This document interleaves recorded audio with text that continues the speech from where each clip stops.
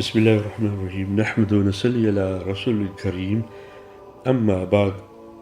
Alhamdulillah, we are on session part 22 of Spiritual Discourses, and we're highlighting pride and its evil effects. Last week we spoke about all those whom Allah Azza wa Jal hates. Nabi Akram Sallallahu Alaihi Wasallam was informed once a certain person was very proud. He said, "Has he got no death after this?" Meaning that has this person forgotten about death? Meaning has this person not realized that he has come to go? Why is he proud? Meaning that has he not realized what is going to happen to his body? Has he not realized that everything around him, it was there and no more? Has he not realized that what has happened to the elders of his society?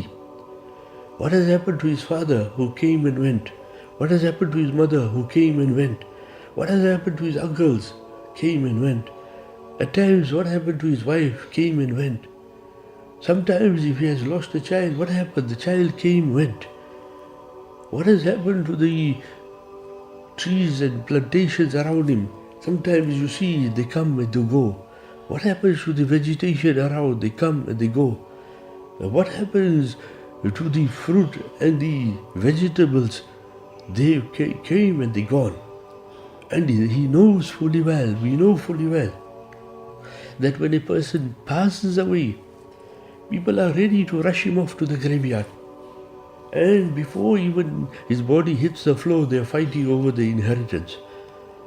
Every man knows this, that when I die, rigor mortis sets in.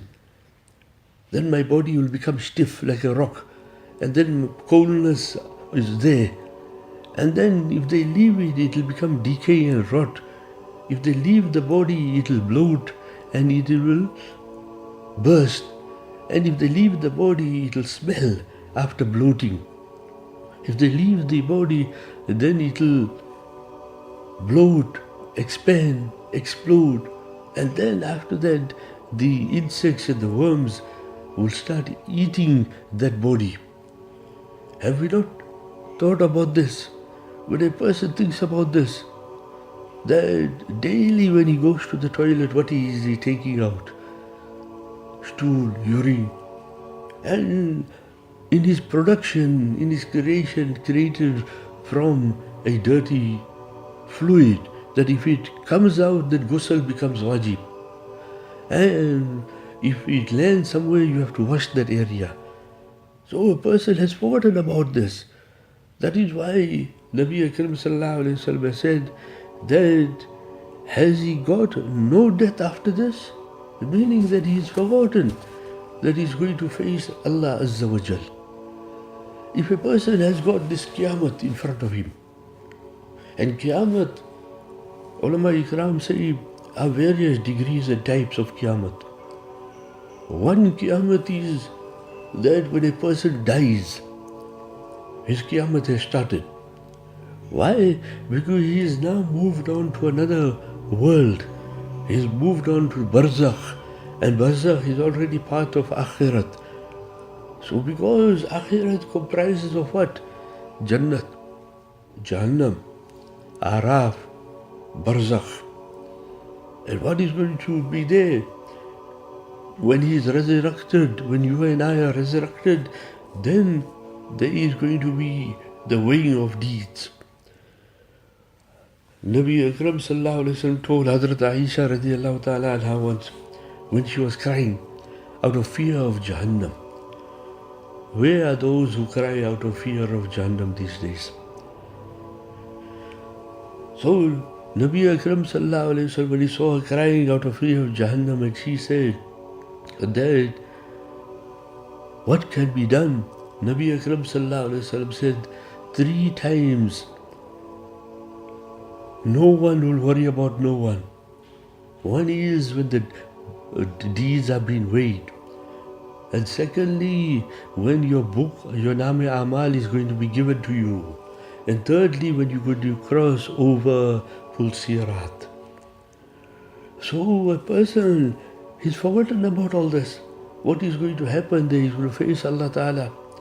And all what he did and said, he start accounting for. Everything he's going to account for. So we should think about death. Think about Qiyamah. Think what's going to happen in the grave. Think, are we going to pass that examination? Think carefully that pride will not be there. Once we know that my wealth is not going to help me, my amal salihah is going to help me, my position is not going to help me, which has created pride. Good actions and iman is going to help me. My pomp and glory in this world, which created pride in my heart, is not going to help me. Iman and amal salihah is going to help. My dictatorship and tyrannizing people, which has created pride, is not going to help me. Iman and amal salihah is going to help me. Whatever I own and possess, which has created pride in me, that is not going to help. Iman and amal salihah. Whatever boons and favor which Allah has bestowed on me and poured on me, that created pride, is not going to help. Help al-iman and amal salihah. And even iman and amal salihah, that is not going to have the final say. We all are going to go to Jannah by the sheer grace and mercy and compassionate of Allah subhanahu wa ta'ala. Whatever talent Allah has given us, if that is creating pride, then we are being fooled. Because on the day of judgment, on the day of accountability, on the day of recompense, on the day of Qiyamah, then our iman and our amal salihah are going to be put forth. And that is why when the death of Hazrat Nuh alayhi salam came near, he called his two sons and said, I'm giving you two injunctions and two prohibitions. I prohibit you to take pride and shirk. And I order you to recite La ilaha illallah, Subhanallah, Alhamdulillah. And if the heaven and the earth are placed in one scale, and La ilaha illallah are placed on another scale, the scale wherein La ilaha illallah is placed will be heavier. See, when a person is going away, and here a Nabi is going, and a Rasul is going, a Ulul Azam Nabi, a great Nabi is going. And what he is telling his two sons, he is not telling them about the world or how to get benefit from the world. He is telling them, see, don't make pride and shirk. Because inna shirk la zulmun azim. Hazrat Luqman alayhi salam, Hazrat Luqman radiallahu ta'ala who told his son, that verily shirk is a zulm, it's a great zulm. Here Ibn alayhi salam is telling his son the same thing. I prohibit you from shirk, and before that he told, I prohibit you from taking pride, making pride. Why? Because pride is a destroyer. And proudness leads to shirk. That's why he brought pride first. The people of the earth who are involved in shirk, they are very proud and arrogant, because pride and arrogance leads to stupidity. That is why Hazrat Nuh alayhi salam is bringing the quality to be shunned, pride first. Because pride makes a person stupid. With all the degrees, he cannot make out that Allah is Allah, Allah is one. But he is prepared to ascribe partners unto Allah, and make Allah into so many partners. May Allah subhanahu wa ta'ala save us from that. And then he ordered his sons that you should read La ilaha illallah and Alhamdulillah, Subhanallah. And then he makes the benefit, he states the benefit that if the heavens and the earth are placed, that means everything of the heavens and the earth are placed on one side, La ilaha illallah on one side, the pen, the scale, where La ilaha illallah is, that will outweigh everything. The entire heavens and the earth. That means the seven heavens will be placed on one side, and the entire earth that we are running and hankering after, that will be lighter than on one side La ilaha illallah is. Why? Because we are proclaiming Tawheed. And Tawheed, Risalat and Akhirat were three basic fundamentals. Usul Deen we call that. Every Nabi from the time of Hazrat Adam alayhi salam right up to Nabi Akram sallallahu alayhi wasallam, 124,000 plus minus Anbiya alayhi salam came, and every one of them preached, propagated three things: Tawheed, Risalat and Akhirat. So Tawheed is cornerstone of every Nabi, be it Isa, Musa, Dawood, Yunus, Sulaiman, including Yunus.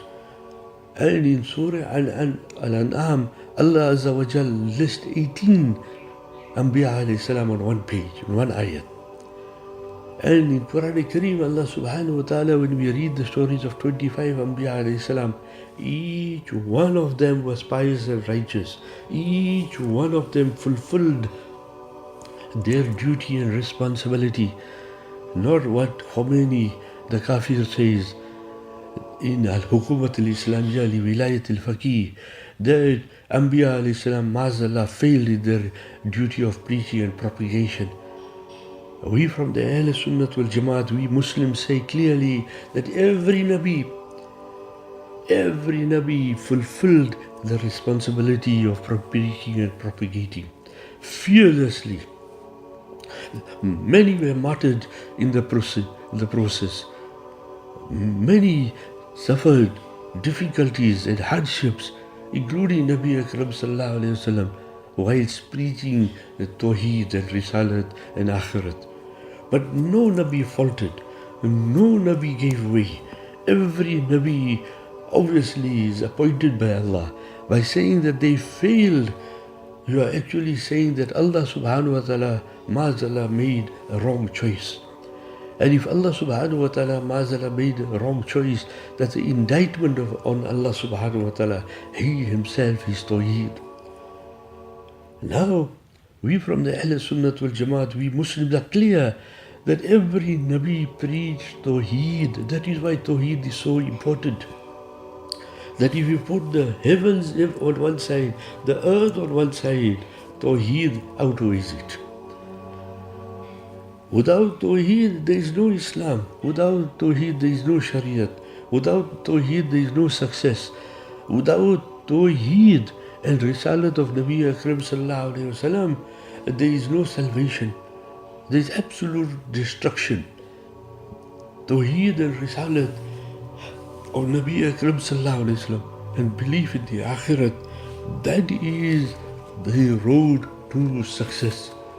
So our responsibility is to uphold and uplift Tawheed and not to make shirk, not to say that the qualities of Allah subhanahu wa ta'ala, which are special, cannot be given to any man, including Nabi Akram sallallahu alayhi wasallam. Only and only Allah is the fulfiller of needs, remover of difficulties and calamities. Only and only Allah subhanahu wa ta'ala is Allamul Ghuyub, has got the knowledge of the total unseen in totality. Only Allah subhanahu wa ta'ala is the one who we're supposed to be calling in our du'as. Iyaka na'budu wa iyaka nasta'een. Yes, for mundane activities, give me a glass of water, oh, do this for me, do that. That is tahta al-asbab. That is after the cause, or below the cause, or with the cause. But to ask for guidance, and ask for Rozi, and to ask for the dunya and the akhirat, then we have to call only and only Allah subhanahu wa ta'ala. And to make ibadat, shirk fil ibadat, is completely haram. To stand in worship, we have to do it only for Allah. To go in ruku for worship only for Allah. To make sajda in worship only for Allah. Otherwise it is shirk. May Allah Ta'ala grant us ability to stay away from these activities which are not proven in Islam. Wa akhir da'wana alhamdulillahi rabbil alameen.